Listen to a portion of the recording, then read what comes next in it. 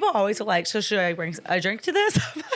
Because like I didn't drink for like almost 2 years. And then I just drank when I went on my vacation and stuff like that. Did you do that for health reasons or just cause? So I did it before I got started with like my bodybuilding, or like I was in my bodybuilding journey, and then I was like, I really need to like hone in on this, and it's not serving me. Right. Plus like after dealing with like loss and grief and stuff, I was using it as more of a coping mechanism. And I never really like, I don't really like the taste of alcohol. Like I've never been like, oh, like this connoisseur of like, young. No, it was like, let's chug, or like, let's like go. Let's go and like, let's get there. Yeah. And so for me, it wasn't even the right reasoning, you know? And I was just kind of like, I really want to clean up like everything in my life. So I like took away a lot of nonsense and even like friends and things that weren't serving me anymore. Good. Okay. And so that was a whole thing in like 2022 when I did that. And then from there, I just kept not drinking. There wasn't really a reason to do it, and I could enjoy life without it. Right. That's awesome. I mean, that's yeah. I mean, I'm sure in the beginning it's like hard, and you realize I don't think you realize how many social settings you go to, because like I do a lot of non-drinking when I go places. Yeah. And it is interesting because then you watch the people like start to get drunk. Yes. And you're like, wait, am I like them? Like when I'm like, no, do I get louder? Like, 100%. Like, you know what I mean? Like it's that, but then you're like, I don't know. So I understand it. Like I understand everything. Yeah, exactly. Welcome to Love Your Body podcast. Yay. Today's episode, we have the amazing Danielle Breezy. I'm so excited to have you, girl. Chief meteorologist. I'm sure if they've been listening and they're like, oh, I know exactly who that is. Like, recognize her voice. Yes. It's such a beautiful, distinct voice. I love it. Channel 2. Mm-hmm. Yeah. And so what's the weather like today? I'm just kidding. I'm messing with you. I knew you were going to go there. That was the opener. Oh, that's the opener. Literally, I don't even check the weather anymore. Like, honestly, I'm like, it's cold. It's cold. Let's just enjoy that. All right. Let's enjoy the cold. You know, it's January. It's going to be cold. Exactly. There we go. Oh my gosh. But no, we were talking before we got on here, guys, about like how she's continually asked that everywhere she goes. And so it's interesting because I want to dive into, you know, everything, your accolades and just everything that you've done. But I do want to talk about and get to know more about you. Yes. So I know that, you know, for us, like, how did we meet? Was it through the Fight for Air Climb? Yes. Like American Lung Association. Yes. And we all were there. Yeah. We were all there together. I love that because I love, you know, the Fight for Air. That's American Lung. So my grandfather passed away from pulmonary fibrosis. Okay. So I was a part of that. I actually chaired the event in Oklahoma City when I worked in Oklahoma City. Oh, okay. So I got involved. So when I came here, I reached out to them. That's so cool. And started doing a lot of stuff with them. And then you were awesome because you came on board and were like, high energy, like, let's go. Yes, I know. I was like dancing out there. For those that don't know, I was doing like Move Fit, like, and whatever, and freezing cold. And like there was like leading the firefighters and stuff too. And that was so awesome. But the event was to raise money for research. Right. Yes. And we basically were climbing stairs. And I think the first year it was like 55 floors. And then the second year was more. I mean, we did like 65. Kept going. Yeah, it just kept. Yeah. And it was awesome. It was 505 building was the one that I think we all were at. Yep. And yeah. Mm-hmm. Okay. Because the year before was like the Fifth Third building. So it was like smaller and then it grew. But yeah, having you there was super cool. And then, you danced with us. I remember that. That was awesome. I was like, no, I'm getting in on this because I'm cold. So I'm going to warm it up. Yeah, because we warmed up. Exactly. And it was just a super hype and it was perfect. And then I had a team of clients and stuff that went and did it and everything. And everyone just felt very successful, you know. And, I felt like everyone was pumped afterwards. Yes, like, I loved that event. Like I wish that they did it. And you cheer each other on in the stairwell. Like you're walking by, you're like, you can do this and you will do it. And you will make it to the top. And I think during that event, people don't realize it, but like you really are fighting for air. Like literally. Because it's an anaerobic workout, you know that. And so you're like, you don't realize how challenging steps can be. And that like almost like how these like folks like this have to deal with that every day. Every day. Exactly. And we take that for granted. Right. And that's why it's just like, I mean, and then obviously like, you know, COVID happens. Right. And so it's just like, man, like what a precursor like that was of all the stuff. Yeah. And just, so I mean, I would never want to feel like and again, I was doing it for time, you guys. So I was like racing up the floors. And so she was fast. Very fast. Yeah. Yes. And it was like, but it was really fun and challenging. But when I got up to the top, I mean, I'm like, I can't breathe. Like it hurt so bad. And, right.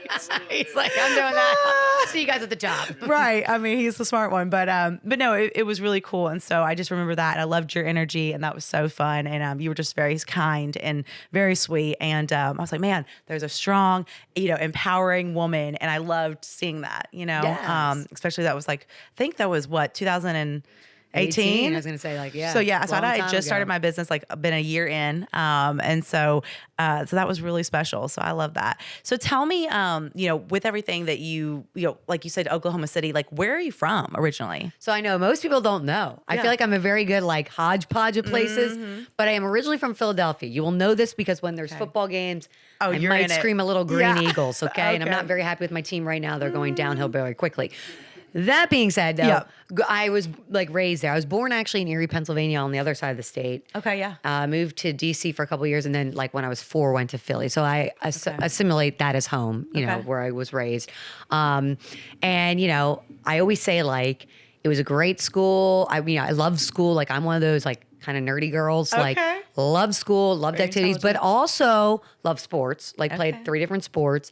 And then I always loved the weather. Like I was a kid that like when people were like being like, oh, I get a snow day, like whatever. We had the blizzard of 93 there, the ice storm of 94, blizzard of 96, we got off for school. But I was like measuring it per hour. Like, oh, we just got 3 more inches per hour. This is an intense storm. Okay. Like, and I had a weather station like that I homemade. So I was like so cool. very into it. Okay. So that's like how the weather like kind of started. And then a meteorologist came to my school in 8th grade for career day. His name, I always have to give him love, Glenn Hurricane Schwartz. Okay. He was a hurricane hunter. Okay. So he did have a great name like Mel. I think my name's pretty good too. Yeah. But he came to my school. Yeah, pretty exactly. good. It works. It works, yeah. And so he came to my school and I was like, oh my God, that's what I want to do. Yeah. Like, so I reached out to, my parents told me to like write him a letter. And I wrote him a letter, left my home telephone line. He called me, invited me to the station. I met him, got to meet him like in 9th grade. And it's like, he just said like, you're going to do it. You're going to be great. Like you are really into this. And that's what people need to be like to be in this field. And so he said, stick with me, blah, blah, blah. So he helped me. He wanted me to go to Penn State. I went to Cornell University. Oh, okay. And then, it is an Ivy League school. Hey, I'm like Andy from The Office. I went to Cornell. Sorry. Toot, toot, toot. Yes. No, remember that now. Right. No, I mean, it was pretty cool. I say this because from my family, my parents were like, if you can go to any school and you can get in on your own merits, you can go. And nobody had gone to Cornell in my family. So I got in on my own grades. I love that.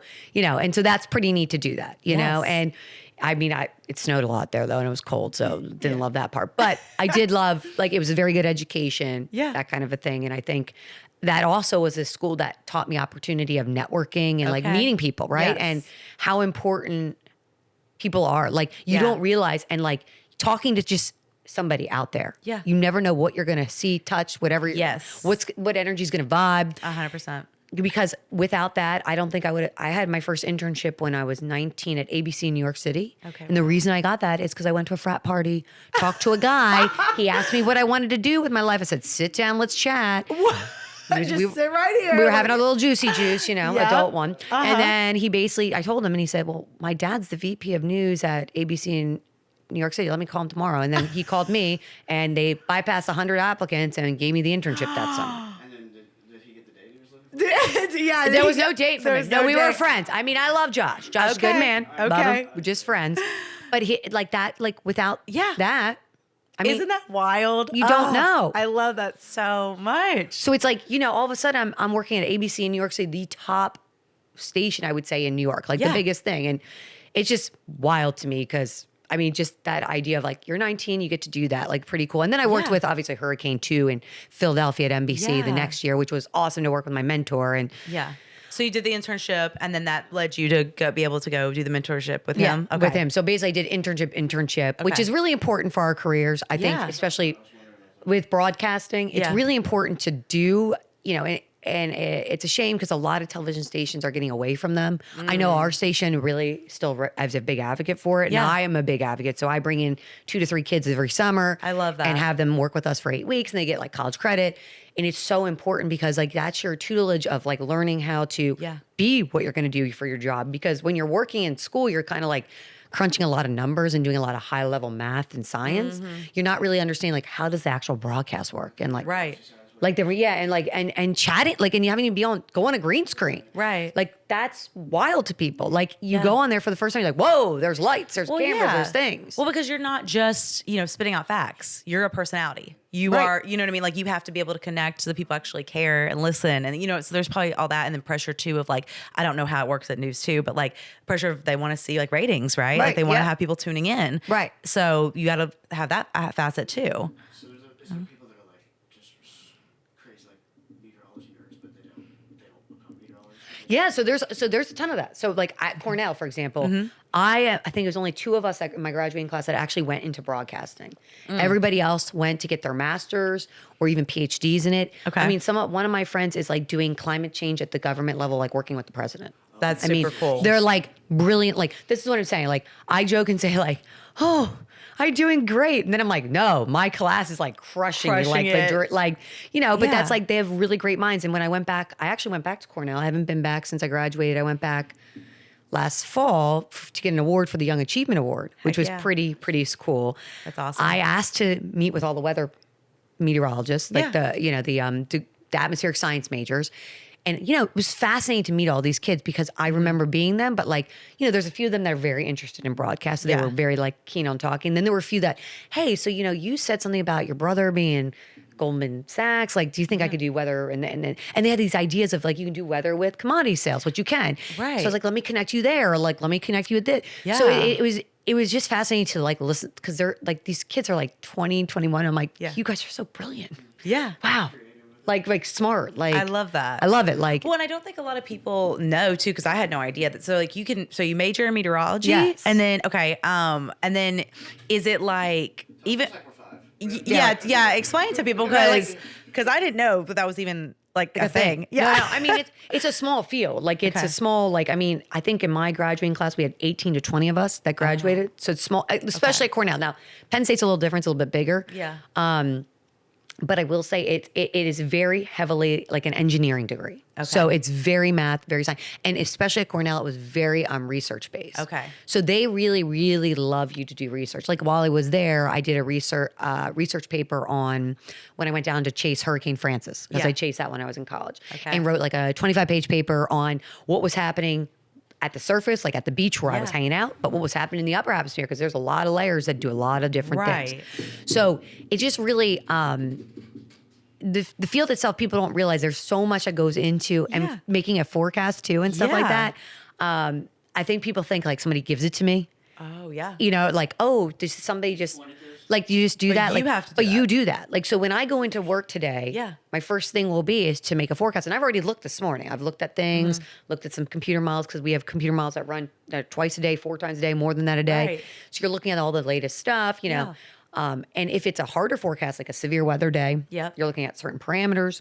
Okay. If it's a winter, like a snow day, because believe me, snow here is tricky, okay? And it will, like, you would think you're going to get snow and nothing happens, or you think nothing's going to happen, you get snow. Right. So it's like you look at all these different things. So it's like I spend 30 to 45 minutes every day doing that. Okay. And then creating like the 7-day forecast. Yeah. And then after doing that high level stuff, now I have to say, how am I going to tell you this? Yes. What do you really care about? Right. Because am I getting out of school or am I staying? Right. Like, exactly. You don't really care. You don't really care that much about. I mean, I feel like Middle Tennessee is really educated with severe weather. I give that credit. Like Middle Tennessee, Southern Kentucky, we know weather. Right. So I can show you greens and reds on the radar and tell you that's where the rotation is. I even have talked about debris now with people and they understand it.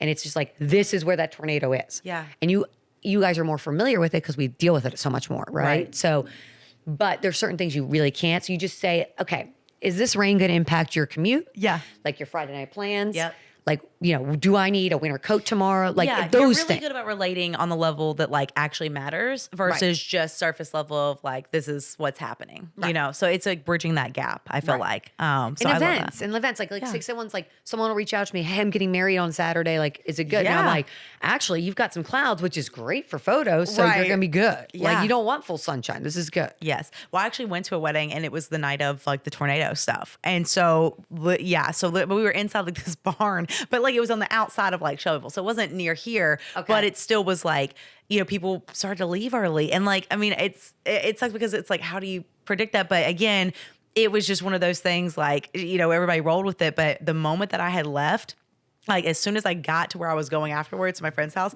it just started pouring right now. It's like, guess I'm gonna like ride it out here, you know? You're like, I'm not leaving now. Yeah, it might be. But we all got the alert. We all, and everything like that. But we're all from here, so we knew not to like freak out in terms of stuff, and so we could handle it, you know. But Do you think maybe people don't freak out enough sometimes because they're so used to it? I do, and then I don't. So I think after March 2nd and 3rd, 2020, I think people have a new respect for tornadoes. yes, That night, I think, is like etched in my mind. Is like probably the event that made me more of like people like trusted me after that. Yes. Because if that night was a crazy night because The Bachelor was on. oh, okay, I didn't know that. So I was holding this. I was going to do it for the Patreon almost. Okay. I have to know about this. I have to. Okay. Wait. Because I remember this. They switched over to the weather during like the finale of The Bachelor. Yeah. Oh, okay. So, first of all, it was not the finale because I watched that season. It was the Women Tell All Pilot Pete season. Oh my Now, this gosh. was the last one I watched, though, Pilot Pete. He was pretty well rated. So Okay. people were watching it. Yeah. And so I was like, oh God.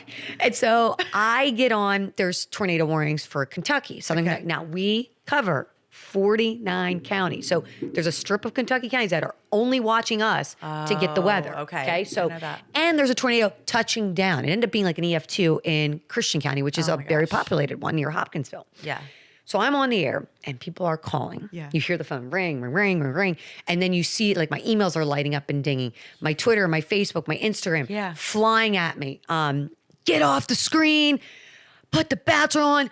Run a crawl. What? There's a, No, because I never watched The Bachelor. so this is insane. So I didn't even realize like how crazy it was. Like I was getting, it was a thing. So I'm on the air and I literally have to say, you're going to have to miss The Bachelor. There's a tornado on the ground. And I had to say that. I said, it will re-air at some point. Relax. Wow. But I was like, because I was like, stop calling. Don't call me.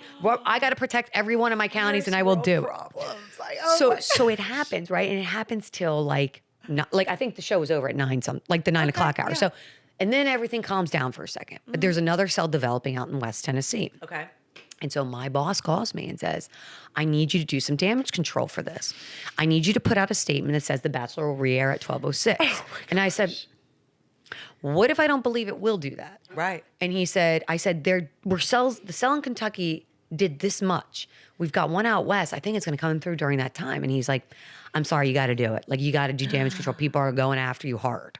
So I put out all my social medias. Now, I didn't even really look at anything except for I like looked at Instagram and had all these random stories with people cursing me out, giving me the middle finger, lots of telling me that they were gonna kill my firstborn. You know. What? But people are crazy over the Bachelor. But you would think it would be the other way. You would think like if you were watching the weather and it switched back to The Bachelor, you'd be like, Yeah. Why did you leave me? Like I'm so I was like, so I put the statement out and people are like, it's about time you put that out. Yeah, blah, blah, blah. Well, then I get on the 10 o'clock and I talk about the sellout west. And I say, guys, what just happened in Kentucky, it's coming our way. Same air mass. So this is going to start to spin and we're going to get tornado warnings. Please have a way to get the warnings. And if you're going to bed, make sure you get the alerts to your phone.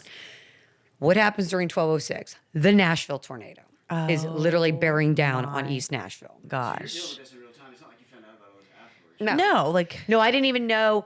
I saw stuff. I didn't even see half of it till probably like I didn't even see any. I didn't realize how hated I was. I just knew on Instagram I had all these random other stories where people were tagging me mean things. So you're just like, So I was like, oh, this is not good. This is gonna be brutal. I'm gonna get brutalized. And then I saw on my page people were lighting me up, like on my last post, like, get off the screen, you're an idiot, da, da, da. Like stop talking. So then, but then I get on for this tornado. Well, then now, yeah. So you know, it's an EF3 in the middle of the night, killed some people. Like the EF4 in Cookeville hits.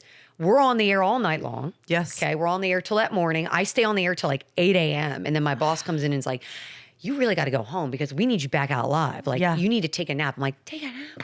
right. I'm not going to take a nap. Yeah. So I like went home, ran on the treadmill because you know us. Yep. Cried my eyes out because of the 25 people. And then got right in the shower and went right back to work and worked from 12 to like 10. And then we worked every day. I was out live in the field doing things. And I went to Cookeville that following Monday and told a lot of stories. Yeah. But what I saw was at the end of this, it was like, so I went from being probably the most hated woman in Nashville. And then that morning, the people were like, "You're a hero! Like you saved so many lives!" Like within a 12-hour time span. So imagine that. That's like it's an insane. Like my psyche was like, "Whoa!" Right. And like, but even though they're saying I'm a hero, I'm still sad because I didn't save everyone. Like I didn't do it. Like I wish I did more. Like I wish I don't know what I could have done, but I wish I like I always say that. Yeah. So you feel. So you. Right. Yeah, I mean, I think my neighbor like probably was like, "What's going on with that girl?" So you feel, and again, I don't think anyone, listening or whatever would even have put that together, that you feel personally responsible. Yeah. Like, I mean, you feel like, what did I not raise my voice? Because like people have said to me that I sometimes will be like, she's going, like they had a thing on Reddit, apparently somebody sent it to me, where like Danielle Breezy's going off and we love it, it's good. Well, what that mean, like what they were saying is like she is really strong when it comes to like tornadoes or on the ground. Like, and that's my thing. Like as soon as it's on the ground, like I am like, hey, it's on the ground. Now it's time. I don't have time for this. Here's my street. If I tell you your street, get down now. You have 1 minute. Da da da da. And so I'm rolling. Like I roll Philly and I roll fast. You know, and I'm like, Shelby, David, like this last thing, I was like, Shelby, give me landmarks. Davis, let me know when there's damage. Tell me where the damage is. Da da da. And they're spitting stuff to me as I go, and we're going fast with it. You know, and I think I really try my best to get that message. Like it is serious. Like get in your basement. Like you have no time. Like And I'm just like, this isn't an option. Like this is a mandatory. Like go. And so like that, it's a personal responsibility. And I do feel like people say that they notice that and they say, well, when your voice changed, I go. Like, and I heard that after the March tornado. I remember this one couple called me like a year after and left me this really nice voicemail. So I called them back and they're like, we'd love to like do it on camera for you and give you. So we did this whole thing, and she basically said like, I was in the room watching you. Your voice changed. I went to my husband. He was in bed. And he said, her voice changed so much. My wife's voice freaked me out. Yeah. So I actually got up for the first time in my entire life. Yeah. And we went in the toilet. Yeah. Grabbed our dogs, and all of a sudden, the roof ripped off ahead of us. The toilet rose, or the tub rose, and they were in it, and then they set it back down. I'd have chills. And he said, and he's like, we were okay, but like our house was like destroyed. I mean, I saw it. It was a mess. And oh my gosh, he just said like, if it wasn't for your voice, that changed my voice, that I would have been in the bed and that room was gone. Oh, that just gave me chills. Wow. Oh so that's like the stuff where it's like, okay, so I guess I am doing like my best. I'm just hoping like, I don't know how to reach everyone, but you also can't help people like. Right. Yeah. Like they have to do be it too. Willing to listen too. Also, yes. So with like, okay. So in terms of like, I mean, that's a lot. Okay. No, but it's great. But it's again, so as I didn't know any of that happened. So before all of this happened, like, in terms of just within your career, were you like seen, because I always had seen like, awards and like very like high accolades. So was it like you were kind of like Nashville's like very celebrated, very loved, and then that all hit? So it was a first time incident for you of everyone like hating you, or was it like you had dealt with that before? Well, I feel like, no, I dealt with that before because I did a preseason Titans game that was not good either when my first year here, where like people were like yelling at me, but there was tornadoes in Nashville. Okay. Again, like smaller ones, but there were still tornadoes because of Hurricane Harvey. But no, I mean, I think that event is probably the event that changed like the trajectory for me. I think in Nashville, people were like, okay, Danielle Breezy means business. Yeah. And like, I trust her now. Good. Like, it's like one of those big events is what you like in a weather person's career. And I think I also proved the technology use that I know how to use. Yes. Like I know how to use technology very well because I was trained in Oklahoma City. I worked in Oklahoma City, the mecca of tornadoes. Like I learned the radar so well there. And I think most people, like that's like if you get your boots on the ground training and you watch it from people that have done it for years, like it's, I absorb it. And so I think that that's the thing. It's like, I think that was a very good culmination group. And then since then, I mean, we've had multiple tornado outbreaks since then. I mean, that's a big one because there was The Bachelor. So that's a big, but then there was December 10th and 11th, 2021, where we had that Mayfield, Kentucky one. And then it all hit all night. And people were like watching, like that was good. Like, but people cared and people listened. And then just the recent one, December, like again, like,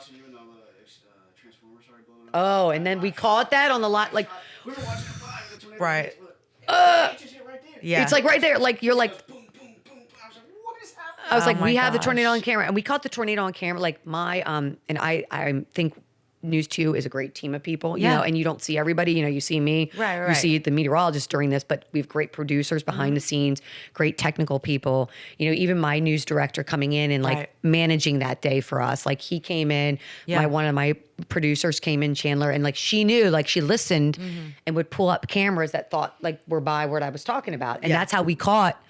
And I got to say, the Nashville highway people, whoever were operating the cameras were like, oh, that is a tornado. Let's zoom in on it and show it. Oh, okay. If you would have seen it afterwards, you would have been like, they must have planned that or something. But we didn't. Like, it was just like up. And then I was like, and then I remember being on there like, Chandler, oh, don't move that camera that way. Move it back. And she's like, I don't have control of it. That's the Nashville highway operator. I'm like, oh, sorry. Yeah. Got it. And then I was like, whoa, they're on it though. Because they showed it, like they followed it. Right. But even that, like, your I love assistant that. the cameras, Right.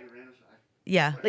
Like that was great. Right. And that was great visual that I didn't have to do. Like I didn't have to think about that part. I could think about the street level and doing that. Right. But she could show that. And then I think that also gets people to really be like, oh, that's on the ground. That's big. Like I can see. Like we hadn't, like most of our stuff happens late at night. Right. So we haven't gotten a chance to catch that many on tape. No. You know, like I think of the one, I wasn't here for it, but Good Friday in 2009 in Murfreesboro. Okay. That was a large one that they caught on tape crossing like I-24.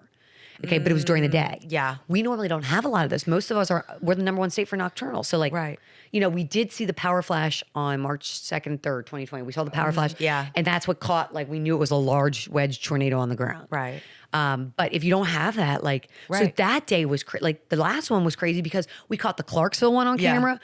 Somebody caught the video of Springfield on camera. We had the other one live on. I mean, we had a lot of them on camera. Yeah. And they were big. So I was like, whoa. The 2021 coming in, like, what is the thought? I mean, is that, I know that's like your time to shine right then, but like, I mean, do you get anxious knowing that that's coming in? Do you like, You know, it's funny.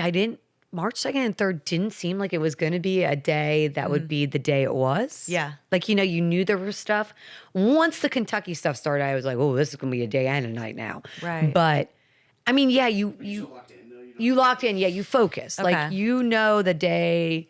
Like, if you know it's going to be a day. Like, I knew just recently, December 9th. Like, my parents were in town visiting. Yes.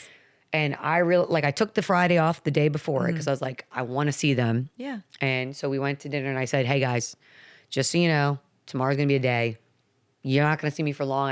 I might jump out by 1. It might start earlier. Right. Well, I got up at like 10:30, quickly got ready and rolled in by like 11:30. And I was there till 10:30 at night. Oh, wow. So, you know, it's one of those days where it rolls and it keeps rolling and but you just get in it and you just get focused and it's like I sometimes don't know, like I lose track of time. Like there's been times where I've done a tornado outbreak and my boss will be like, hey, do you mind staying on till 10 a.m.? I'm like, what time is it? Right. Yeah. And he's You're like, oh, it's so 7 in it. a.m. And I'm like, I don't even, like, I mean, I'm saying the times, but I don't really know because I'm just like focused in on it.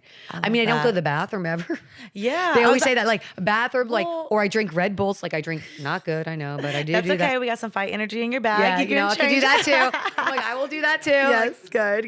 Hey everyone, thank you so much for listening to the Love Your Body podcast. Thank you for always tuning in, subscribing, liking, commenting, letting us know how these stories have impacted you.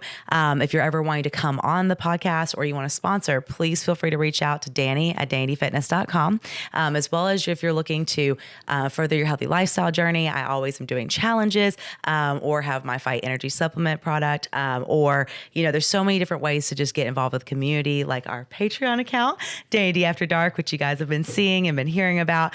So if you haven't yet subscribed, please do so. And I'm excited for everything to come in 2024 and just to be, again, just to have you guys as a community. And I appreciate every single one of you. All right, go ahead. Awesome. Yep.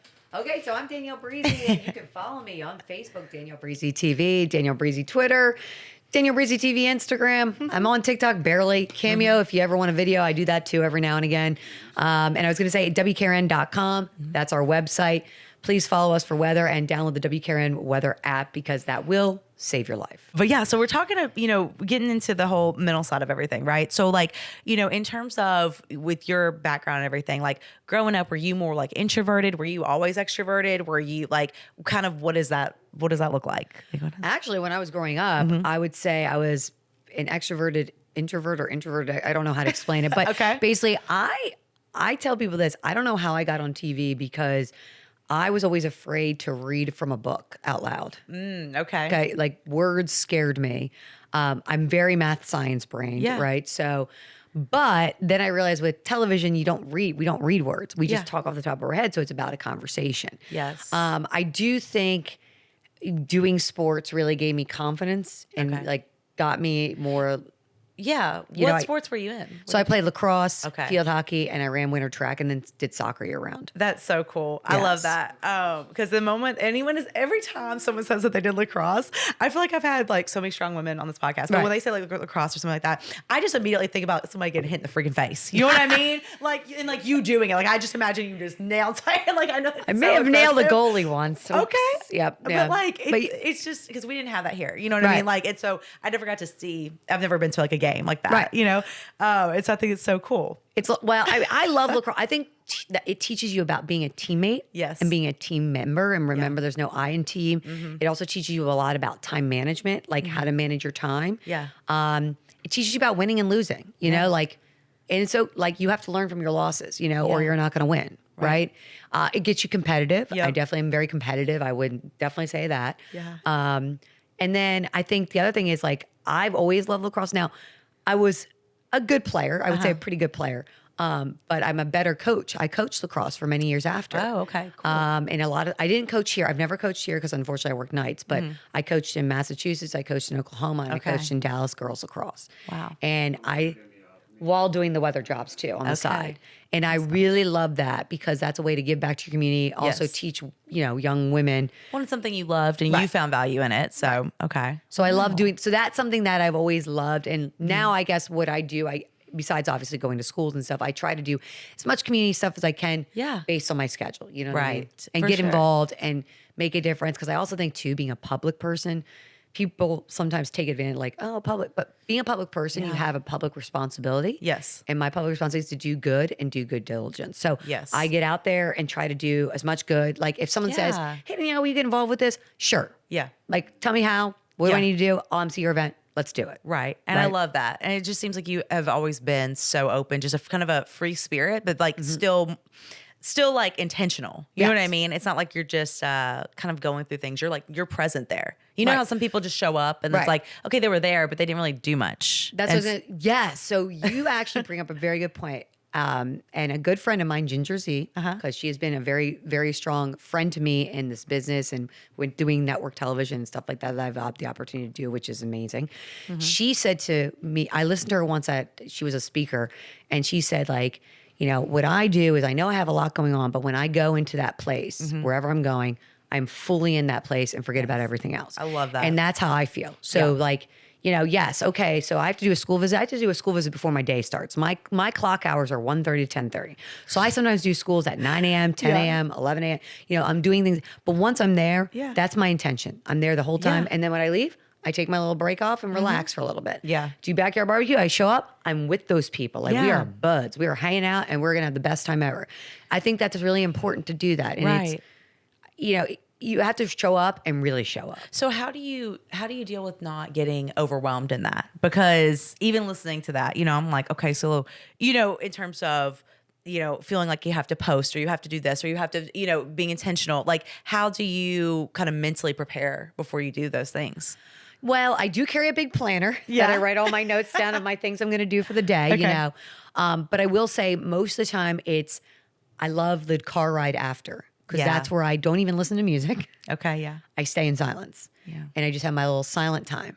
And that's how I can breathe, be okay with it. Okay. But I like people. So I get to feed off people. So does my husband. We're very similar in that regard. Mm-hmm. But there are days where, on the weekend, if we're not doing anything, we might just say, okay, we're going to stay in and just chill. Yes, and 100%. Tune out the world for a little bit. Yeah.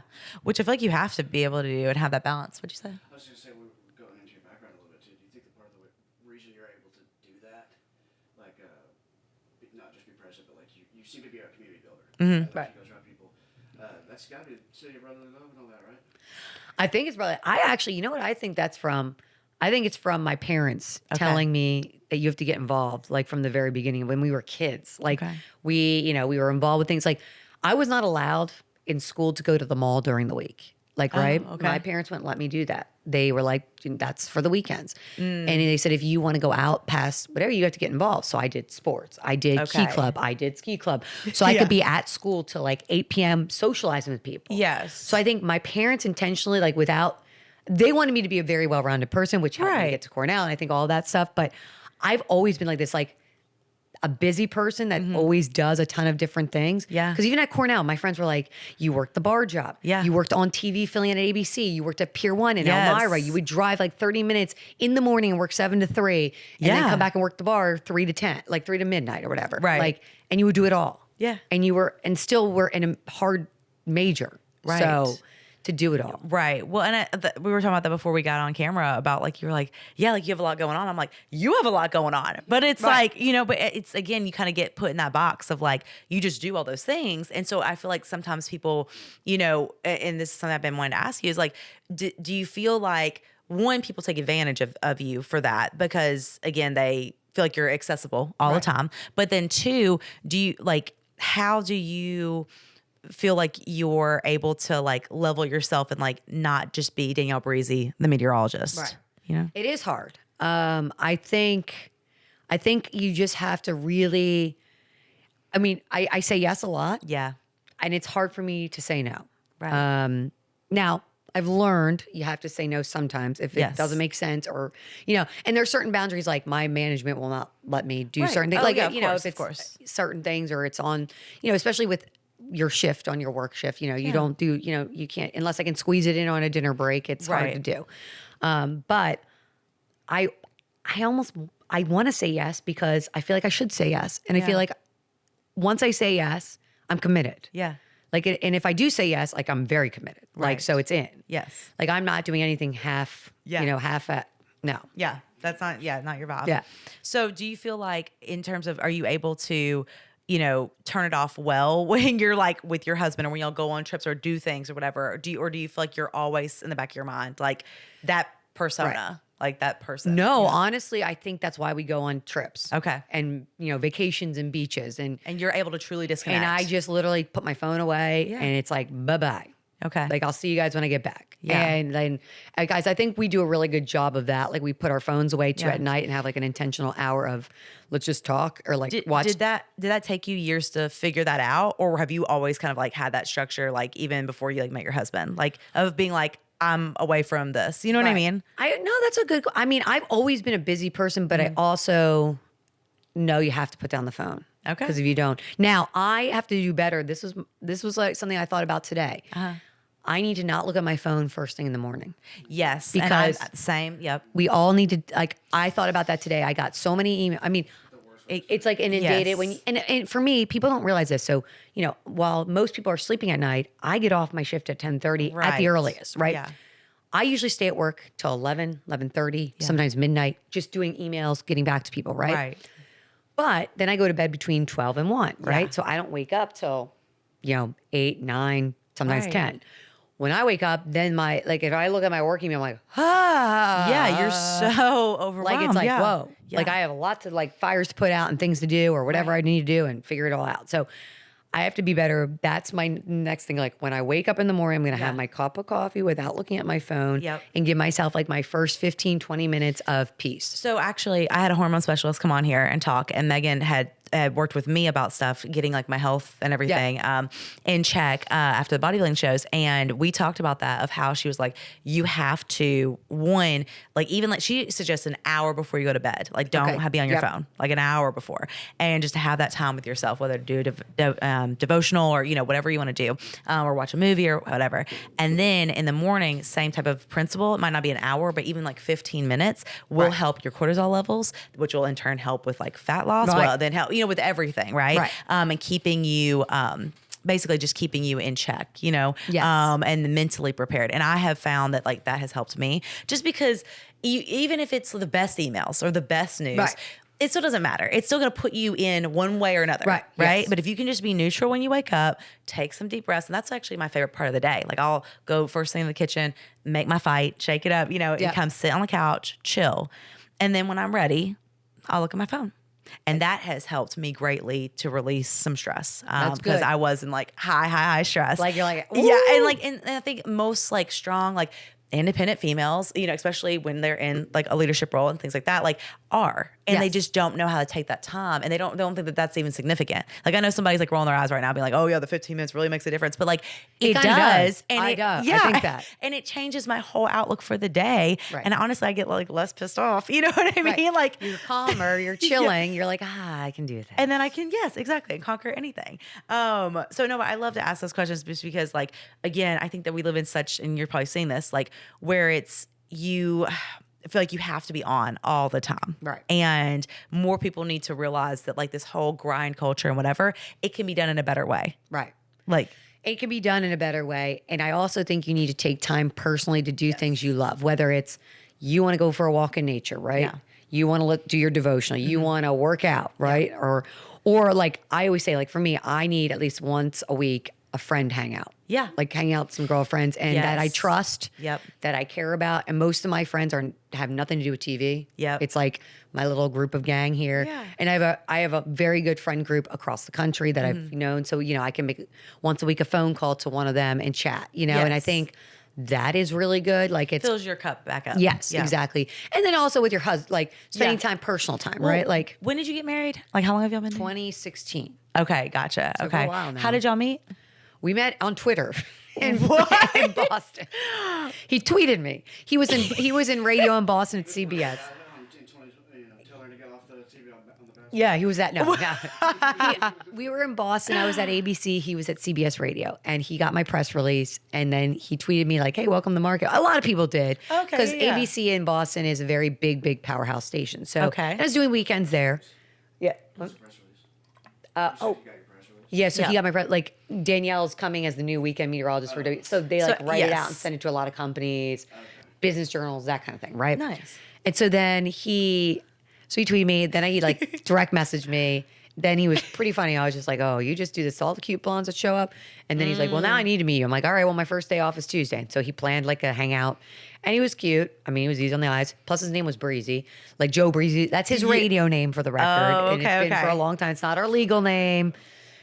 I know. It's not our legal name. I know people went off on that too. Like I'm like Santa Claus, that like I'm fooling them, but I didn't know that. Okay. So it's his radio name, but it's been his name for a long time, and so everyone knows Joe Breezy. So I was like, that's a great name. I'm gonna marry you and get that name. There you go. I love it. We got engaged, and then they did a whole thing like Breezy blows weather gal pal away with proposal. She's gonna take his last name, and of course I was gonna be like Breezy on TV. What do you think? Marketing on point. Marketing, and it's it's a kind of my personality. It's exactly my personality, like his personality. Like we're breezy. Like we blow in, we blow out. We're fun. We're easy breezy. We really don't like sweat a lot of the small stuff. Yeah, no, I get that energy from you, and I always have. Yeah. Like it's not like a negative. It's not a kind of a like high stress, even though you are in high stress. It's just like very breezy. I love it. Right. Like a real person. Exactly. Yeah. Yeah. Just like being yourself. Yeah. Just hanging out. Like, and that's something I think too. It's like, if people don't know that about me, it's like what you see on TV is who I am in real life. Which like, is fantastic. And it's as it should don't be. have a weird TV voice. Yeah, Like no. I don't change octaves. Yeah. That's why we do this exactly. Right. Sit down and talk. Yeah. Right.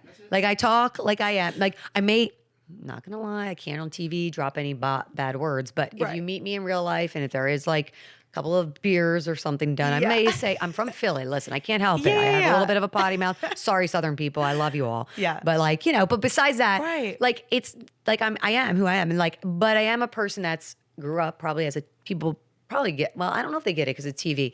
Like I'm a tomboy. Like I'm a sports person. So like I can hang with the dudes, but I'm also a girl's girl. Yes. So I can do both. So I think like that's one thing we were talking, like I was talking about that and I was like, I'm not, who I am trying to be is I'm just being me. And it's like authentically, genuinely me. And like, I'm like your neighbor. I'm your bud. Yeah. And I don't feel like I'm threatening, like in terms of like, I mean, a lot of like ladies or like be like, oh, my husband loves you, you're his favorite. But like, they don't care because they know like I'm like, I'd be like their friend hanging out and having like clink, clink, let's hang out. Exactly. Well, and I love that. And we need more of that. And that's the thing too, is just like, even with my stuff, there'll be people that'll be like, when they'll meet me in real life or like via Instagram or whatever, they're just like, oh, like, I just like didn't know that you were the same. Or like, they'll be like, oh, like, you're really like this real. It's like, yes, like that's the whole thing is I want you to understand like there's not this like there's not someone else running my account. Like it's me. You're doing it. Like I'm doing it. Like so like and they'll be like, oh, like I was afraid to like reach out. It's like no, like I'm literally trying to pull people into to reach out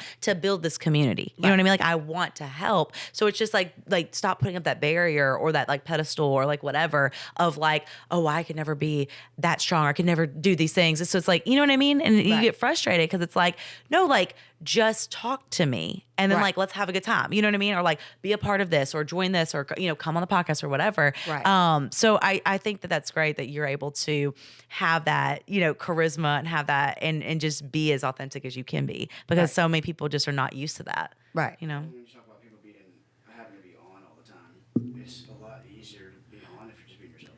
That's what I mean. Right. If you're turning on a character all the time, and that's what you have to keep Well, all the time. That's difficult. and it sounds like you're cultivating the life that you want to have. Like, for example, because like I'm sure there's things in the news that like you have to do, right? Like there's like certain check marks throughout the day, right? So doing the community outreach stuff is how you are able to also fill your cup up. But like that brings you joy and that fulfills your life while still doing like a structure job, career, you know, things like that, right? Yes. And that's like how, you know, how I feel a lot of times with like going to do speaking engagements or something. Yes. Like I went on a radio talk show the other day and like you would have thought I was just like, before I went on, I was kind of like, okay, like I'm ready to do this, whatever. Afterwards, I was ready to conquer the world. Like I was like, okay, let's get this set up. You're like, let's do this. I was let's so creative, and it just and then you can keep rolling with it, Right. And that's really cool too. So it's just like I feed off of that, and so it helps the regular like training stuff. Like yes, I love that, but it helps create more of a reality that a life that I love. Yes. You know? No, I know. I mean, whatever you can do to make yourself the best person of yourself, best version of yourself, do it. You know what I mean? And always, the other thing I always tell people is never stop learning. Like the minute you stop learning or you think you know it all, you're not. Right. And you're dead. Like as far as I'm concerned. Yeah. Like I always want to do something different or, like we go to these weather conferences and I mean, I got very involved for years with these, like American Meteorological Society. I was on the board. Okay. Then I was the chair of the board. Then I was hosting the entire conference. Wow. Now I have a day, like a week. This year will be a quiet year for me. Okay. But I'll probably still present. Because I still think it's a challenge to get up, present something you've done with your peers. Well, you learn something about yourself too while you're up there. Yeah. And also learning from all these other folks stuff. And I think, I think of when I do the stuff at the network level, like I was saying this, like when I first got the opportunity, and I'm like very thankful my boss is kind of champion that for me. But when I go up to New York or I do it from Nashville, I work on my craft there. Like, and they have so many people around you supporting you. Like what people don't realize is like at my local job, I am the person that's doing the forecast, doing the graphics, doing this, doing the radio hits. So like sometimes my focus is, even though I'm supposed to be doing this TV hit, I'm like, oh, but I was writing this email and now, running on the TV screen. Like, because you do so many hits and I'm on all the time. But then with this one, it's only like 4 hits, 30 seconds. And the idea is focus on your words, your word economy, and what are the points. And like everybody else does everything for you. Yeah. So it's a very, I think I come back from those experiences and it makes me a better local chief meteorologist. For sure. Is that kind of your goal? I think my goal, that was one of my goals, was to do network, which I got to do and I've been able to do now for almost 3 years. So that's awesome. I love it and I have a very good relationship with ABC. I mean, Would you be like a national person on the Weather Channel or something? I mean, I don't know. I mean, I just love what I do right now. I don't know. Right. Like, you know what I mean? It's probably a good sign for where you're at now. Right. Yeah. Like, it's like I love, like, I'm very happy. Like, we love Nashville. Nashville's home. We've been here the longest in any of our jobs. I mean, of course you have goals. And, if I'm not saying that if a door opens, I'm not going to like pursue the door because you should always do that. For sure. But I think right now, like, we really love everything here. And I think it helps when you really love what you do. For sure. You never work a day in your life. Right. You also work really hard at it because then people see that and understand that and you care about it. And I just think too, just having a great balance of, I have a very good management team that I am extremely happy. Like my company is owned by Nexstar and that company like has been the best thing that ever happened to me. Oh, like good. they own a bunch of television stations. So So, I mean, so management, when I say management, I mean like my bosses. So it'd be like my news director. Sorry, not management company. I do have a talent agent too, who I have that too. And she's fabulous too. She's nice. No, but but they're all in kumbaya together. Like like she is a very well-known agent that people love. Okay. And is respected in the business. And she's been doing it for a very long time. So, Yeah. and she knows, I mean, she came with a conference with my general manager that just moved on to be huge in my company. And they got together and we're on the same panel together and we all went to dinner together. And like, Nice. you know, they're technically working on deals for me at times, but Yeah. like there was 3 women at the table that were all like women boss leaders. And I love that. very happy for each other and where everybody was. Which you don't ever Get really that. hear about. Yeah. No. I mean, that's the thing. It's like when you get those people, you remember that. And I'm very thankful. Like Tracy was my general manager. That's Yeah. now a senior VP. She's awesome. She has been nothing but sort of the best for me. And now our new general manager, Mike Sproul, he's amazing. I worked with him back when I first got here. He was our, director of sales. Now he's the head. Like, so it's like, I have him, and then Albert, my news. Like, it's just a very good, yes. And then our team is really great too. Like our weather team is great.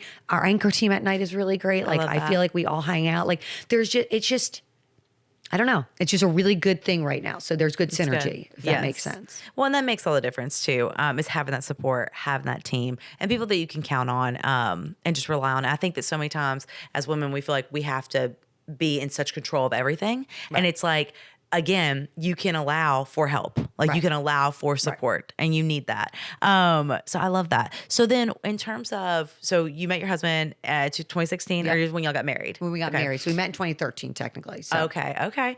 And then so, you know, in terms of like, do you come from, I meant to ask this, are you one of how many kids? Or I have a brother. Okay, you have a brother. Yes. Okay. You're youngest or you're the oldest? I'm the oldest. Okay. All right. Very cool. Okay. And then, you know, in terms of what he does, he's in meteorology too, or no? What does he do? My Your brother? Yeah. Oh, no. He's in Goldman Sachs. He's like in commodities sales, like a big time trader person. Gotcha. So he's doing very well too. But he's the one that, got married, had 3 kids. Okay. So we have the nieces and nephew because of him. Yeah. We're very close though. We work closely together.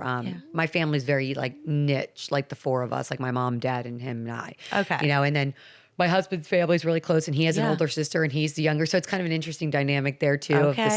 We have the similar kind of age spreads and everything. Right. But I think I do think too, it's, I also have with Joe Breezy, like he's my supportive partner. Like I don't think it takes a lot to have a man that realizes that there's a strong woman that he's married to. 100%. That's a great point. You know what I mean? Like Yes. I think, TV every day. That can like I mean, and to know that, this person may be the breadwinner of the relationship. This person Right. might be making it like, and I'm very like financially decision making. Like I do a lot of that stuff. Like but I also understand he's the man. So like there's ways you can work around that. I've got great advice from, I'll never forget this, Patty Stanger. Do you remember her from The Millionaire Matchmaker? Oh. I interviewed her when I was on the show in Dallas, okay? When I was working this entertainment show. And she said to me, Danielle, are you single? I said, yes, I am. She goes, I know why you are. She goes, because you're an type A personality. And let me guess, a guy asks you out, you plan the date. Like, pretty much, yeah. She goes, here's the thing, Danielle, you can still be a type A, strong, independent woman, but you just let the man be the man in the relationship and you will go far in places. So I remembered that. And when I when I met Joe in Boston, we kind of did that. And he's our leader in terms of like socializing and stuff like that and making plans and doing trip stuff. He kind of takes the lead on that. And so I think that works and it's cool to see that. Well, so, and he's in radio, right? Radio and TV now, technically. He does local on our station. So. Okay, nice. Okay, so then, So I was going to ask, is he basically, do you think that he was more supportive because he understood the industry, too? Okay. So I think he understood, like, when we were in Boston, like, if I got a snowstorm was coming. Yeah. I'd have to work, like, during the week on my days off or go and leave for 2 days because I'd have to go down, get ready for it, be out live in it. He got it. Like, he understood, like, plans had to get canceled. Things got to change, And I think he's always been like that because he works in radio. I mean, now he works, in Mix 92.9. We actually have very similar schedules because he's the afternoon drive at 4 to 7. Okay. So I get off the air like at 6:30. He gets off at 7. Then we have like a little alone time before he goes to bed. Yeah.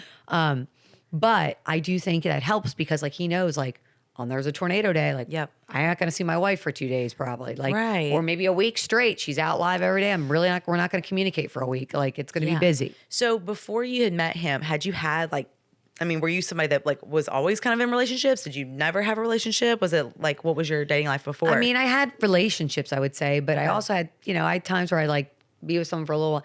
I kind of felt bad. I kind of was like, because you were doing so much. So Yes. I asked because like I know with my whole thing, it was always like it was honestly like I had so much going on that if I didn't feel like they were a priority or I couldn't make them a priority, I was just like, I would rather not even do this because Right. it's kind of leading you on, wasting both of our times. correct. I think, know? and that's being honest. And Yeah. that's also a good thing to be, Yeah. you know? And I think I was kind of like the person that said, hey, I'm in my job climb right now. Like I had this intentional thing of being at a job for a couple years, Yes. getting my training and then moving on, like, and Yes. not slowing down. So I told people, I'd be like, hey, if you want to date me, that's great. But like, I'm only going to be here for 2 years. I'm not getting married. Right. Getting in and getting out. Like, don't fall in love with me too hard. Right. Just saying. Don't love me too much. Like, Don't love me too much. Like, I don't want to break your heart. Like, it's not Yeah. gonna, you know, and I think that that's part of it. But when I got to Boston and got back to Boston, I was truly in the Northeast, which is Okay. where I'm from. So I think that's where I said, okay, I'm going to be open to a real relationship Right. because I'm at a very good station. It could be something, you know. And then what's crazy is, you know, we get engaged and then we start talking about like, hey, we got to think about this. At one point, somebody's going to get a big job offer. Yeah. And we're both in media. Like, Yeah. you know, you got to move. You got to Yeah. think. So we literally put down a list of cities. Here's where we live if we could. And then Okay. basically what happened is I got a couple calls for a chief job. And I told him I had to explain to him like the chief job is something that like most women never have an opportunity to do. Or Yeah. if we do, it's like later in life after years and years. Yeah. I said, if I can get one of these, like it's worth it. So then it was between like here, Indianapolis and Buffalo, New York, actually funny. Okay. I mean, we love Buffalo. We have a soft spot for Buffalo. We love that place. Yeah. But when we talked about Nashville, I was like, well, music, but he was really worried about country music only because he did top 40 at the time. Yeah. But then he realized, oh, wait, it's fine. Like, it's a cool city. So Yeah. we moved here and then he got like the job at his station. And so it's just like, it's crazy how things just kind of work their way Yeah. out. And then, you know, we got married and literally moved here the next week. Like, Wow. that's how crazy. Like, we signed off our air jobs on 1 week, Yeah. got married the same week, and then left a week later and started here. Yeah. It's just That's awesome. we did a lot of life changes all at once. Yeah. A lot of life changes, but it worked out, and we also believe like Nashville, we've seen it grow together, Yes. which is Yeah. kind of wild to be on the incline of the boom. You know, Yep. like Oh yeah. it's just wild. Yeah. So I'm from Murfreesboro. So you know it, Yeah. you've seen it. Hey, even Murfreesboro's a boom. I know. 100%. It's ridiculous. Like, and people don't realize that too. I was actually thinking about that on the way in here. I was passing that, and I was like, God, this Yeah. time's just making too much. It is. It's busy. Right. And Nashville is completely different of what it was when I was growing up. And the fact that I live here now, because back in the day I was like, oh, I'm never gonna go to Nashville. Like that wasn't a thing. You know what I Right. mean? Because it was not, I mean, there just wasn't, it just seemed kind of like old. You know what I Yeah, mean? yeah, Like yeah. when you're young and you're like looking at everything, because I competitively danced. And so we Right. would go to T-Pack and we would, Okay. you know, Yes, dance and, yes. you know, go to Demas's on the corner right after. You know, it was just like, it was just fun and things like that. But you were just never like, oh yeah, I'm going to live there someday. That I was like, oh, I want to move to California. I want to move to New York. You're like, I I'm getting auditioned out, to like- be in a dance college there and made it, but didn't end up going there. I went to UT instead. But it was one of those things where like when I look at it, I'm like, I'm so glad that it has grown out like it is because it feels like that to me. It feels Right. like I'm living in the places that I had originally when I was You wanted younger. to do. Yes, because there is so much more. It's such a blended. It's a blend of every. I feel like it's a blend of every city I've lived in because I was Philly, I was in Maryland, I was in Oklahoma City, I was in Dallas, Texas, I was in Boston, then I came here. Yeah. And my husband kind of did like the West Coast thing, like up in California, yes. Phoenix, and then came to Atlanta, Boston, and came down. And I just feel like we love it because it's just like such a mixing pot. So you're saying that it was kind of a mixing pot of when you were, like he got the West Coast. Yeah. East Coast. And then the thing was, we lived in Boston. We really loved Boston because obviously it's a special place because Yeah. we dated, fell in love. Right. And it's beautiful. I mean, it's beautiful. It's cool. Like lots of great sports, great scene, food scene, drink scene. But, I worked weekends there, so we didn't leave a lot. So we spent a lot of time in the city itself. see. You know what I mean? Okay. So we loved it. But I think that one thing we love is coming to the Nashville. It's like, they said it, but I didn't really like stop and smell the roses. It's a little slower paced, which is not bad. Right. It softens the Northerners like myself. Yes. It makes you a lot more friendly. Like, I mean, Yeah. I was already a friendlier person because I've lived most of my adult life in the Midwest, Right. out in Oklahoma and Texas. So, but I think it softens people. It Yeah. makes them nicer. And I do think at the end of the day, the one thing about Nashville is like, people will open doors for you, just walk through them. Yeah. And just keep going and just say yes. It's the power of yes. 100%. Because I think there are so many people when I first got here that just did things that I didn't, like reached out and said, hey, come here. Like, okay, you need a hair, come here. Like, you know, and like connection, connection, you know, and I've always been that way too. Like for anyone that new that comes to our station or comes in or new into our buildings or so, like we'll always help people out with that. But like, it was nice to see, like Nashville is very easy to make friends with too, like to meet friends.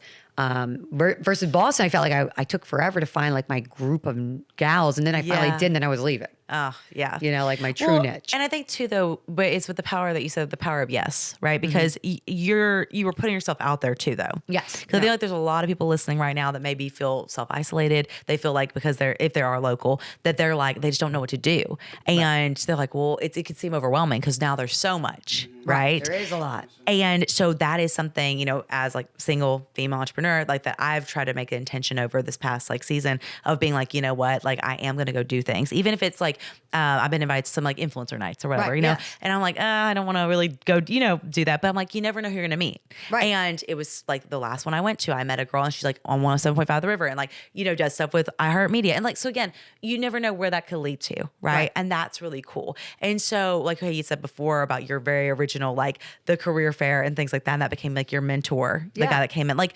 those moments are so special and making those connections that even if right now you don't see the fruition of it or you don't see where it's going to go, it's like, how many years later, you know, could it be that you're, you know, sitting on a podcast with somebody because you were at an event? Like, That's what I'm saying. I mean, you never like, you know, it's like, but you have to put yourself out there. Right. You have to do things. Like you have to just and do it. And just show up. Even if you don't stay. Like that's why I tell people like with my events and stuff. I'm like, look, come. Like if anything, most of the time we're raising money for charity or it's, you know, to help you love yourself more. There's a principle to it. But again, just show up, get some free stuff and then like leave. But like, you know what I mean? Like at least like put the intention out because you never know what's going to happen in those times. So I think that's really cool. And I love that you've been able to do that. And with the chief, you know, position that you're talking about, you know, explain to everybody listening, like, you know, what year this was when you got offered the chief, you know, jobs of, and were there any women that had that position before you or were you one of the first or what was that like? Well, so I was 31 when I got offered the job. And it was Lisa Patton was the chief before me and she had been there for 25 years. Yeah. She's a local. She's from Mount Juliet. Okay. Yeah. And I actually interviewed with her. Yeah. It was Lisa Patton. Okay. There's a school now that lives like Elsie Patton. There is. I wonder if they're related to them. Could be because she's from here originally. Okay, that's cool. They have like a whole farm. Like her family's all like there's a bunch of farm people. Like they're she's really cool. Nice. But I came in to interview and I thought it was really unique because she took me to dinner. Yeah. And we talked about it and she basically told me like, Danielle, this is a great city. It's on the cusp of becoming big. Oh, she's like, because she's like, this would be great for you and your, you know, new husband. And she's like, you guys could, if you want to start a family, can do that. Or if you guys want to travel and do things, it's a great city full of things. Yeah. And she was like, you could do this for 25 years. Yeah. And like have a great life. Yeah. And so she kind of instilled that in me. So like, I felt like, okay, she's right about this. And then like, what I think was awesome is when I came, I think our station did a really good job is they made us work together for a month. Like, before she retired. Oh, I love and she that. had announced her retirement. It wasn't like, because you never want to look like there's this young person coming in. 100%. The mature. Right. Like, Did you feel like you had to like get up to her standard? Like type well, of and here's the thing. I will tell you, I said this, and I'm a big believer in this. You learn from your elders. Yeah. Okay. You learn, you listen. Yes. And you learn. Mm-hmm. Every place I have been, I have always asked questions. Yeah. And with her, I got to work with her for a month. Yeah. So we did severe weather and she would tell me things about it or tell me this is something here that you need to know about. This is a nuance they do here. Right. And so I'd write it down in my book. Yeah. Just like when I was in Boston, I was working under Harvey Leonard, who was the guy that did Blizzard of 76. It was like, he called it right in 76, 1970. Like he was a legend. I would sit with him and write notes about what he was doing with the winter forecasting and how he did it. And I said, that's like the growing part. And so I think she instilled stuff into me. And then she also saw me wanting to learn. Yes. And said, this is somebody that's going to be great. And so she did a nice job on television with being like, this is Danielle. She's going to, and we did severe weather events like the first week I was there, like every day together. Yeah. And she would take the lead and I would do like the follow, but it was like perfect. And then she's like, when she left, she said she's going to do a great job and she will, be the person. And, I knew I had big shoes to fill. Right. Like I wasn't like, she had been there 25 years. So did you feel like overwhelmed with that though? Or I felt you like think it's like a challenge? Like I'm ready for this. Like I thought I was ready. Okay. I learned a lot. I had to grow, you know, and I had to learn things, but I knew I was ready for the challenge. And it is awesome to see it now come to full fruition and to feel like people who even know both of us and people will be like, oh my gosh, like you did such a great job. Like Lisa should be so proud of you. And like, at least she's texted me like during the tornadoes and just said, thank you. Like, she's a great like, that's what I'm saying. Like, so you know that I got very blessed. Yes. And I think everything was blessed well. You know what I mean? And awesome. I think it all hit at the right time and everything came together. Yeah. But yeah, no, to be a 31, I thought I would do it at 40. Okay. That was like what I thought, like 40 or above. And to be 31 and like now I've done it for 8 years. I mean, and what I love about our I will say this, and a shout out to every woman at night. Yeah.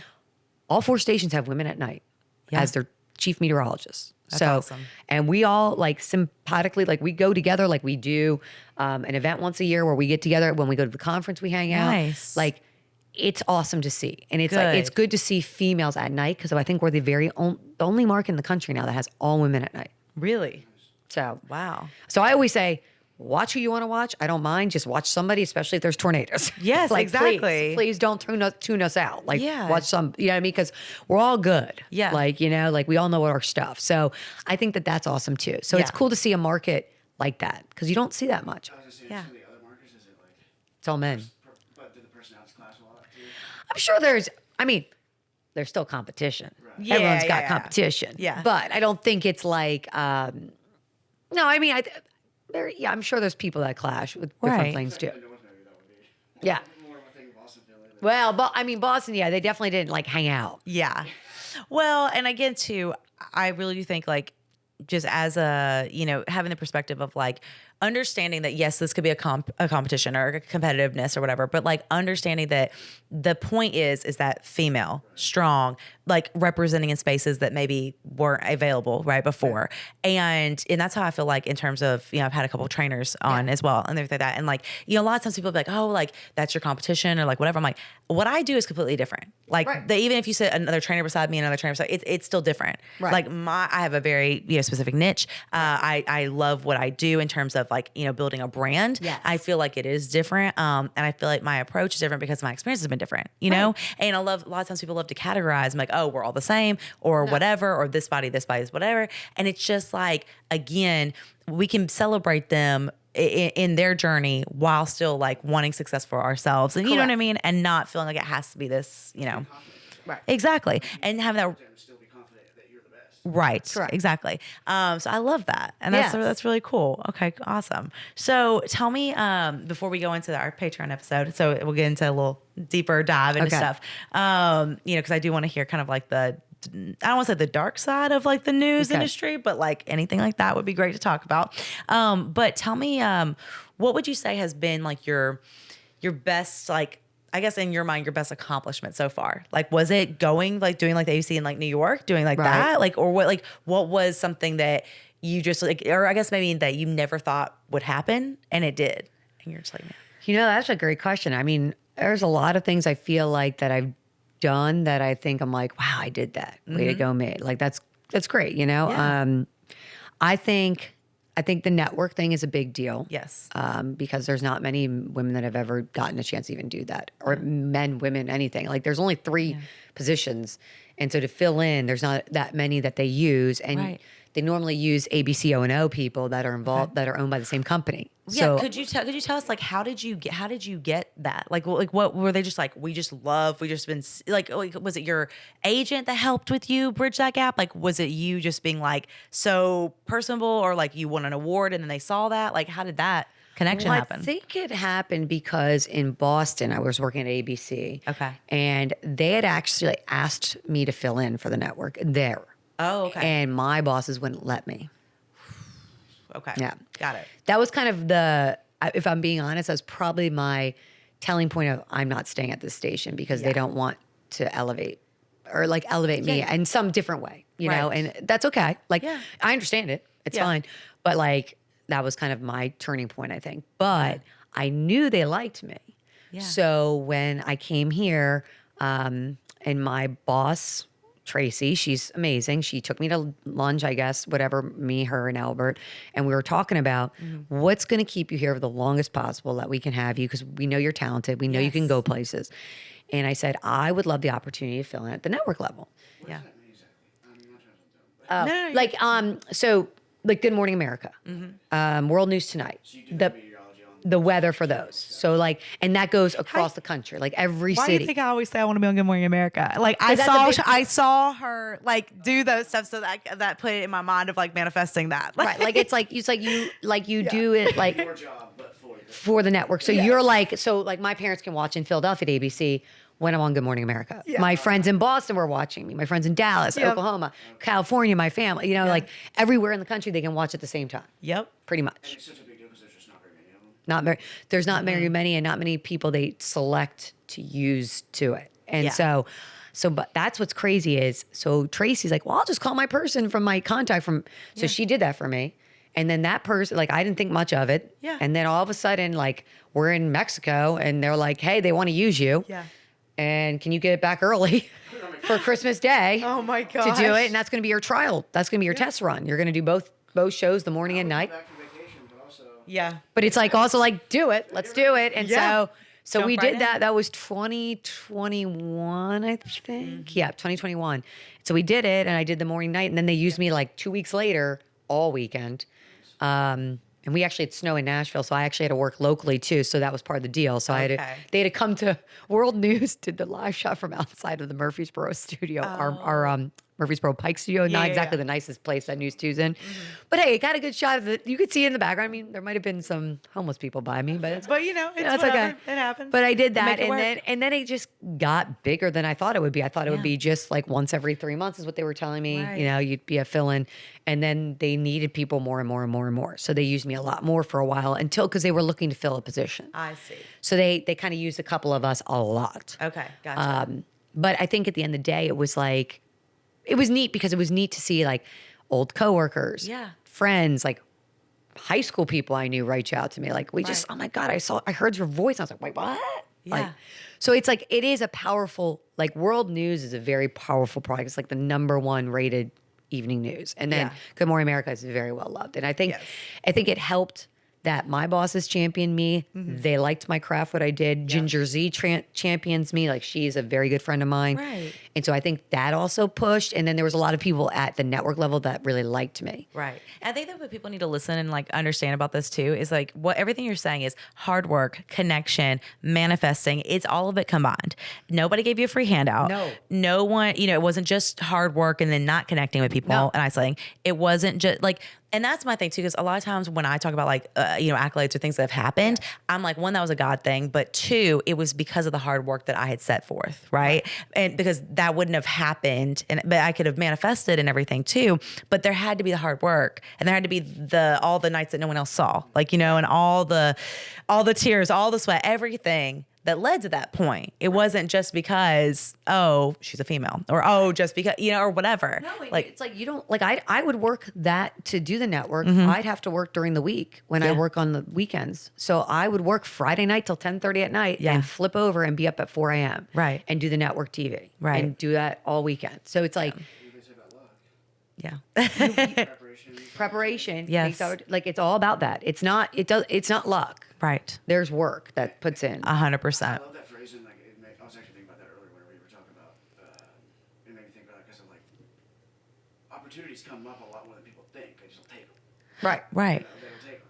Well, or they're too blindsided or they're too tunnel focused. You know what I mean? They don't see it. You were ready for it. Well, Right. When it came across, you're like, okay, let's go. Let's do it. And let's talk about this. So you said about your knee, because like right now you're wearing these like, sneaks and everything yeah, with I'm your really doing beautiful it. dress. And I Yeah. love it. But like, so, what happened? Tell us again. Like, So I was running. Yeah. Just doing my normal workout. Yeah. Tripped to Music Row. yeah. Fell, banged it. Couldn't get up. Like I was like, ooh, this is bad. So I called my husband. We went to the doctor, had a normal doctor's appointment. And then she's like, okay, well, we'll get you the x-ray, but it might take a little time. So then I was like, well, I guess I'm going to go to work. So Yeah. I went to work, did the 4, 5, and 6. And then I got a phone call during the 6, like, hey, just got back your x-ray. It's fractured. You need to get off it immediately. So I worked like with a broken kneecap on TV. Like if that doesn't show you You're my probably hard work- standing in like high heels too, right? Like, Yes. yeah, like you're in a full like regular outfit, like doing it. And I was like hopping. oh my gosh. So it's like, and that's what I'm like, it's like, that's the stuff I'm like, that shows you like that's what like I resilience, fighting for what you want and get what you want. And also they said I could have been out for a long time. Yeah. But I prepped my body like I'm an athlete. So you were already healthy, you know, and then that happened. So then you do protein, you're an athlete. You're thinking about what do you need to put in your body to help it heal? How do you help it heal faster? PT, what are you doing in the do the PT at home every day. So I was back at work in 2 weeks. Well, and again, you were proactive about it. You didn't, I mean, I'm sure you were sad, obviously, you know, you're like, well, I can't believe this is happening and whatever, but it's like, feel those emotions, take it in. Yeah. But then we move forward, or how do we move forward? Right. And actually taking that seriously. And I love that. Because again, so many people prioritize everything else, you know what I mean? Right. And like, maybe would have been like, okay, now I can like kind of take a break, or I can like, you know, eat this stuff or whatever. Right. And you're like, no, I need to fuel my body. You had the healthy mindset already. Right. So I love that. And that's probably why you were able to recover quicker too, you know, as well. So with that, so you did the PT and everything, and now they have you kind of in the clear, or? In the clear, except for like sneakers still. Okay. I'm like 80-something% healed. Okay. So I'm pretty much there. Now, patella is like a hard bone to heal, sadly. Yeah. So it's like it takes a little time. But I have been jogging on the treadmill, which is very lovely to get back to it. It's like very slow jog and walking in between. But that's okay. But that's okay. Yeah. Like, listen, I went from being like a 5K runner. I mean, I ran a marathon. I ran the Boston Marathon. I've done crazy things. But like, I know like my thing is listen to your body though. Yes. Because don't push it because you don't want to break it again. Right. You don't want to be broke again. Like that's, I know what it's like. And I have to say like, what I realized is during that time, how important like being a friend was to people, because my friends came out of the woodwork and did things for me to help me during that time. I love that. And I think that shows something. And I think also like going to work in a walker. I was in a walker at work. Like I'd be in pain, but I got up and did my because you have to do it. Like you have to push through. Yeah. And I think a lot of people could take something like that and say like, set yourself back. Yeah. But instead, like, and you can feel bad. Like, I'm a human. It's not like I was pretty bummed the first day or two. Right. I was like, and I was in a lot of pain, like screaming in pain. Like, this hurts. Pain pills don't help. I can't imagine. Like, it's just like, it was excruciating for like a week. Yeah. But I also, like, during that time, I just thought of the positive that came out of it. Like, how many neighbors showed up with food. Yeah. Or said, let me take you to the doctor's appointment. Let me drive you to PT. Like, there was just so many people that came out of it. And I just realized I was like, I have a great community and I'm very, very blessed. And that's how I think I got through it and got through it faster. And I now look at somebody in a wheelchair differently. Right. Like I never noticed people. I notice every wheelchair person now. Yeah. And I will always help them like the door. And you just have a different perspective. Yeah. 100%. When you take the one thing like walking and driving, those are like freeing things for your life. Yes. And I didn't realize mental like and release too. Yes. Yeah. You don't have that. Yeah. Like you rely on everything for everybody. Like, yeah. So I think those things kind of like help. And you had, and was it surgery that you like? I didn't have to do surgery. You didn't have to do surgery. Just a straight break. Oh, okay. Gotcha. That was in October. Okay. Yeah. So October like 15th, 16th, something around then. Yeah. I should just say, just listening to you, you were asking her about her accomplishments she's most proud of, or some of the accomplishments. Yeah. Sounds like pushing through that and the community that you built at Cape and Healthy, that sounds like the most proud I've heard you all day. Yeah. I mean, and that's a great thing. That's a great thing. Yeah. And I think too, like if we're looking at it from two different perspectives, because I kind of look at that too, like of like Danielle accomplishments, like me, but then like Dani D fitness accomplishments. Right. So I would say like as your career focus and stuff like that, network TV, Good Morning America, amazing, right? But then being like, wow, as a person, I was able to build a community of people, you know, because I don't think anybody was making a casserole. I mean, they might have, I don't know, but like been like a casserole for like Danielle Breezy and like, you know, like saying like, it was like your friends being like, hey, I got you. This is horrible. What do you mean? Exactly. And I love that. It's like, and it's people that you don't even realize that care. Right. There's really good people in the world. Like, and that's, you know, that's another thing I learned a lot about. It's like, okay, like, and I think that helps because I've always maintained relationships with people. Like I've always been, that's a big thing to me. And like my husband knows that. He's like, oh, she loves her friends. Like, and has a lot of them. Yeah. But there's a reason for that. And like my friends always say, like, you have a lot of friends, but you make every friend feel like you're their best friend. That's awesome. So and I don't mean it like that. I just, I'm like you said, I think it's like the intentionalness of just being and so that was pretty cool. Like to see all those, like, I just felt like to feel that. Yeah. To feel like I was like, okay, I'm going to be all right. I can't eat all this all the time because it's some bad food, but it's some good food. Yeah. But then you're like, I kind of want that homemade lasagna. It's pretty good. Yeah. You know, like, yeah. That's beautiful. Yeah. I love that. So do you feel like, do you ever feel like in terms of with the like how I just said with like with my own stuff, it's like Dani D Fitness and then like Danielle. Like, do you feel like sometimes you I think we talked about it before we got on, but about like the people coming up to you in the grocery store where like they take advantage of stuff. Like, do you ever feel like sometimes not supported? Like that it's not like that?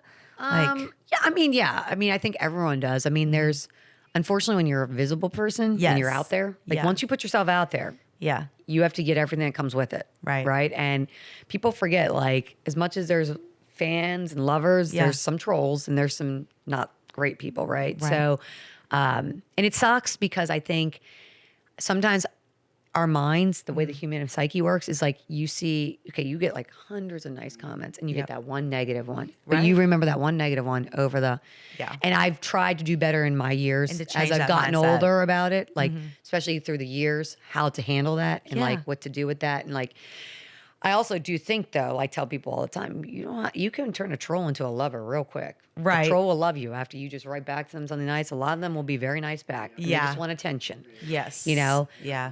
But it is hard. Yeah. Oh, I love the show. Actually, I love you. Like, I was like, wait, what? You were just saying you didn't like me, but okay. But But they just sometimes want a little attention or a little neediness or whatever, And I mean, I think it's, but it's also what you signed up for.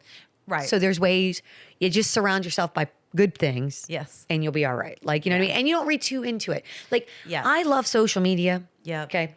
But I also don't like social media. 100%. Does that make sense? I'm the same way. Like, yes. I love it for connection in terms of, I love it for trying to get as many people attached to the weather story, attached to stuff.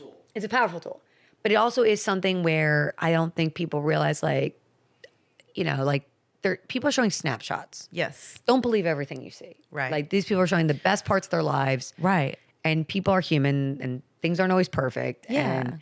And, I always joke, like, it's like, I don't know, like, I am not going to, I don't know, with social media, I don't filter stuff. I don't do stuff. I'm very like, if I feel something, I authentically just do it. Yes. And if I don't, I just don't do it. Right. Right? Like, I don't need, like, and then I don't really. But that's because of confidence within yourself. Right. You know what I mean? And I think that's where people are striving to get, but they just don't know how to do it. Right. They don't have the tools. They don't know how to love themselves. And they're just following in suit of what they see in the fake and the filtered. And that's why I was going to say too, that I wanted to thank you on the podcast, because I remember that I had asked you, I did this no filter project because the suicide rate for young girls was just skyrocketing. And this was a few years ago. And I was like, hey, could you send a picture and like something that you love about yourself, Right. And you did it. And that was so beautiful. And that was so sweet because again, it was just showcasing, I had clients, I had followers, I had friends, like they did it. But showcasing this mission, that I want to help women love themselves truly, authentically, without the filters and things like that. And I wanted to ask you, do you remember what you said? Because I don't. So if you could make it up right now, if you don't remember, but do you remember what part of your body, like you say that? I was like, what do you love about yourself? What do I love about my smile? I think it was your smile. I'm pretty sure that's what you put. And what's funny is I just told the dentist that I went to see this amazing dentist because he's great. And I'm like trying to like get one of my teeth because one of my teeth are dead, like bleach it a little bit. But I do love my smile. Like I know it's small teeth, but it's me. But yeah. And it's like, and I have the dimples on the side and it's like, it is what it is. And it's like, I know like you could get beautiful veneers done and look really great too, but but you love yours. It's who you are. Yeah. Right? Like, it's like, it is what you are, And that it really meant a lot that you partook in that and everything like that. But then also just again, being so authentic in it and not, like I said, because it's so heavily put on about the filters on the stuff. And that's why I tell people all the time, it's like, even when I do photo shoots and stuff, I'm like, don't edit it. Don't make it like, don't make it. Don't put me up and whatever. Like, again, like if something's like out of place or whatever, hair, like, fix me. Whatever. But genuinely, I want this to be as real and authentic as possible because I don't want to look back on my life and be like, did I look like that? And I have to question, did I look like that? Right. I can genuinely be like, that was me. That was my body. Like, and feel successful in that, I mean, people just have to love themselves, they just have to learn to love themselves because that's important. And if you don't love yourself, how can you love someone else too? That's another thing. 100%. Yep. So, no, and I just want to say thank you so much for coming on the Love Your Body podcast. We are going to tune in and do a Patreon episode next. So if you guys enjoyed this conversation, please subscribe there, and you're going to hear a little bit more about us getting a little more All real, more. right. Ooh, we're going deep. We're going deep. So I'm excited. But yes, thank you so much, Danielle. I really appreciate you. So fun. Thank you for having me. Thanks.